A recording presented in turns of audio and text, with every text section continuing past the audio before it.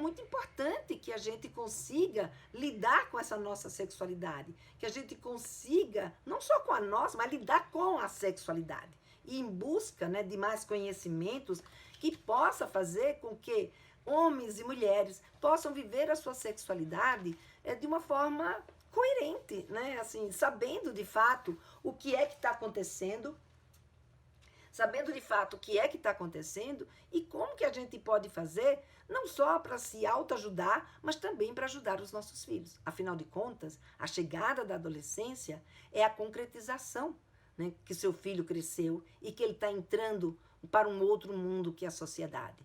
E que, como disse o Samitiba, né, eles estão entrando, eles estão parindo, vocês estão parindo seus filhos outra vez, só que agora para eles andarem sozinhos dentro dessa sociedade. E essa sociedade, como eu disse, tem regras, tem costumes.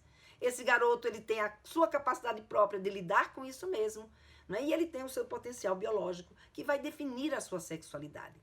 Então, a gente querer que os nossos filhos se comportem e sejam igualzinho como eu me comportei há 20, 30, 40, 50 anos atrás, não vai dar.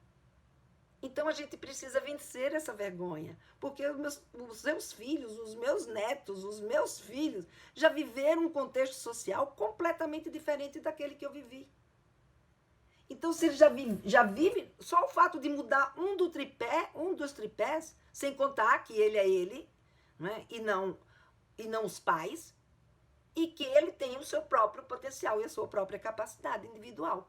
Então, tudo isso faz com que os nossos filhos não respondam aos nossos valores exatamente daquela forma que a gente gostaria que ele respondesse, baseado no que eu fui. Então, ele jamais será o que eu fui.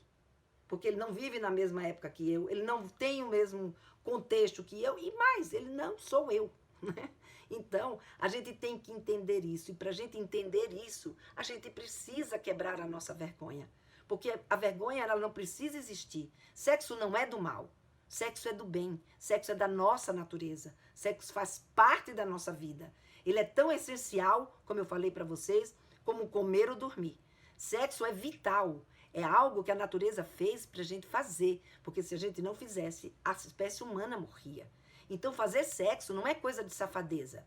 Um tema que é um tema tabu, que é um tema que é da nossa natureza, que não tem nada de safadeza. Tem sim estímulos, respostas, e a gente, como ser humano, que vive dentro de uma sociedade, precisa se preparar e se adequar a esse tipo de convívio frente a esses estímulos e a essas respostas.